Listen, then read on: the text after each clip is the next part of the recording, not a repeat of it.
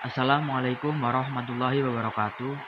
Saya Ardiansyah Setiawijaya dari kelas 2 BKIC dengan NIM 2017 10 11 24 akan menyampaikan materi tentang hadis maudhu atau hadis palsu. Sebelum masuk ke materi, berikut adalah peta konsep materi saya. Kemudian lanjut ke pembahasannya. Yang pertama, definisi hadis maudhu adalah sesuatu yang disandarkan kepada Nabi Muhammad SAW, baik perkataan, perbuatan, takrir, dan sifat beliau secara dusta. Lebih tepatnya lagi, ulama hadis mendefinisikannya sebagai apa-apa yang tidak pernah keluar dari Nabi Muhammad SAW, baik dalam bentuk perkataan, perbuatan, ataupun takrir, tetapi disandarkan kepada beliau secara sengaja. Makna berdusta atas nama Rasulullah SAW. Berdusta atas Nabi Muhammad SAW adalah bentuk kemungkaran dan dosa besar, apalagi jika menggunakan nama Allah Subhanahu wa Ta'ala, dan mereka akan ditempatkan di neraka. Dari Al-Mughirah yang mendengar Rasulullah SAW bersabda, "Sesungguhnya berdusta atas namaku tidaklah sama dengan berdusta kepada selainku. Barang siapa yang berdusta atas namaku secara sengaja, maka hendaklah dia menempati tempat duduknya di neraka." Hadis riwayat Bukhari dan Muslim. Kemudian, bentuk dusta atas Nabi Muhammad SAW, contohnya seperti berkata tentang hadis Nabi, padahal tidak ada yang membuktikan bahwa hadis tersebut sahih dan tercantum dalam kutubus sittah lainnya. Sejarah awal terjadinya pemalsuan hadis. Pakar hadis seperti Dr. Mustafa Al-Sibai, Dr. Umal Falatah, dan Dr. Abdul Somad meyakini bahwa pemalsuan hadis bermula dari terjadinya fitnah pembunuhan Khalifah Utsman, fitnah terhadap Ali dan Muawiyah, dan munculnya kelompok-kelompok sekte setelah itu. Peristiwa itu berkisar pada 35 Hijriah sampai 60 Hijriah. Ahli hadis terkemuka Muhammad Nasruddin Al-Albani dalam Silsilatul Ahadits Al-Dhaifah wa Mawdu'ah wa Saruhash fil Ummah mengungkapkan hadis-hadis lemah dan palsu bermunculan sejak abad pertama Hijriah.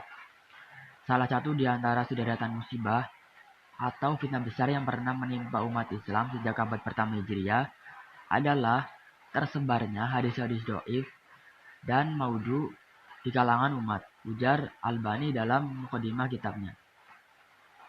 Menurut Albani, musibah dan fitnah besar berupa hadis lemah dan palsu telah menimpa para ulama, kecuali sederetan pakar hadis dan kritikus yang dikehendaki Allah Subhanahu wa Ta'ala, seperti Imam Ahmad, Bukhari, Ibnu Mu'in, Abi Hatim Ar-Razi, dan lain-lain.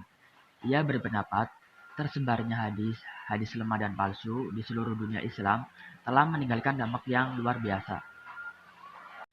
Kemudian sebab-sebab terjadinya pemalsuan hadis. Yang pertama ada perselisihan politik. Akibat terjadinya gejolak politik, muncullah banyak kelompok yang masing-masing ingin menguatkan kelompoknya meskipun dengan jalan memalsukan hadis. Yang kedua ada fanatisme golongan.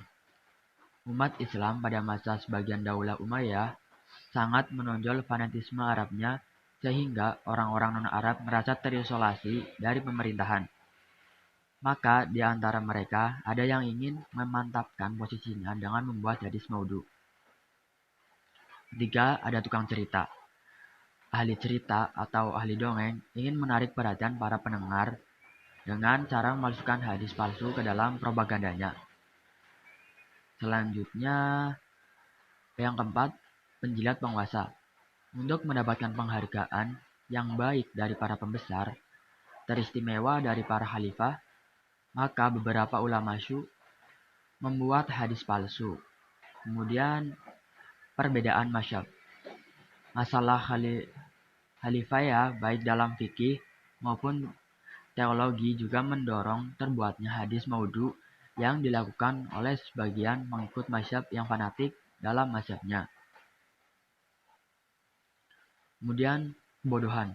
Tujuan mereka membuat hadis palsu adalah agar umat cinta kebaikan dan menjauhi kemungkaran, mencintai akhirat, dan menakut-nakuti dari azab Allah Subhanahu wa Ta'ala. Tanda-tanda kepalsuan hadis. Kepalsuan pada sanadnya.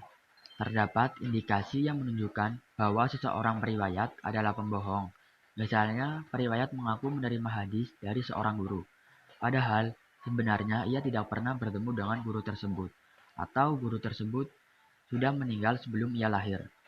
Indikasi lain adalah seseorang mengaku memperoleh hadis dari ulama di sebuah negeri, padahal ia tidak pernah pergi ke negeri yang dimaksud. Kepalsuan matan hadis. Yang pertama, kelemahan lafaz yang terdapat dalam matan. Yang kedua, kelemahan kandungan hadis. Yang ketiga, bertentangan dengan nas Al-Quran atau hadis mutawatir.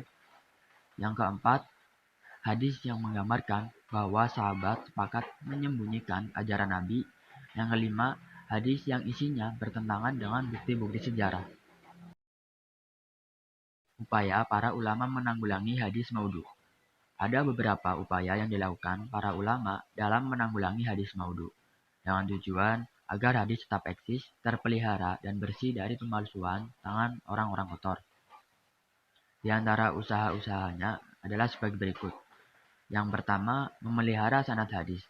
Yang kedua, mengisolir para pendusta hadis. Yang ketiga, meningkatkan keunggulan penelitian. Yang keempat, menerangkan keadaan para perawi. Yang terakhir, membersihkan kaidah-kaidah hadis. Kedudukan hadis palsu dalam Islam. Kelompok pertama yang diwakili oleh Ibnu Salah dan diikuti jumhur muhaddisin berpendapat bahwa hadis maudhu merupakan bagian dari hadis dhaif. Hanya saja posisi tingkatannya berbeda pada tingkatan yang paling rendah, paling parah, serta paling rusak nilainya. Hukum meriwayatkan dan mengamalkan hadis palsu. Yang pertama, secara mutlak ulama sepakat bahwa meriwayatkan hadis maudhu hukumnya haram bagi mereka yang jelas mengetahui bahwa hadis itu palsu. Kemudian yang kedua, bagi mereka yang meriwayatkan dengan tujuan memberi tahu kepada orang-orang bahwa hadis ini adalah palsu, menerangkan kepada mereka setelah meriwayatkan dan membacanya, maka tidak ada dosa atasnya. Kemudian yang ketiga, mereka tidak tahu sama sekali, kemudian meriwayatkan atau mereka mengamalkan makna hadis tersebut karena tidak tahu, maka tidak ada dosa atasnya. Para pendusta dan kitab-kitab membuat hadis maudhu. Para pendusta. Ada Aban bin Ja'far An-Numaiki membuat 300 buah hadis yang disandarkan kepada Abu Hanifah. Yang kedua, Ibrahim bin Sa'id Al-Aslami membuat hadis disandarkan dari Malik. Kemudian yang ketiga, Jabir bin Sa'id Al-Ju'aifi membuat 30.000 buah hadis.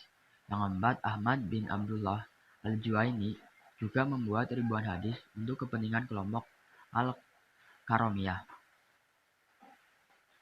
Adapun kitab-kitab maudhu yang terkenal. Yang pertama, Al-Mawdu'at Al-Kubra, karya Abu Al-Faraj Abdurrahman Al-Jauzi. Kemudian yang kedua ada Al-La'ali Al-Masyu'afi Al-Hadis Al-Mawdu'ah, karya Jalaluddin Asyuyuti. Dan yang ketiga, Al-Ba'id ala Al-Qalas min Al-Hawadis Al-Qasas, karya Zainuddin Abdurrahman Al-Iraqi. Adapun contoh hadis maudhu. Al-haditsu fil masjidi yakulul hasanati kama ta'kulul bahaimul hashisha. Percakapan dalam masjid akan memakan atau menghapus pahala seperti binatang ternak yang memakan rumput.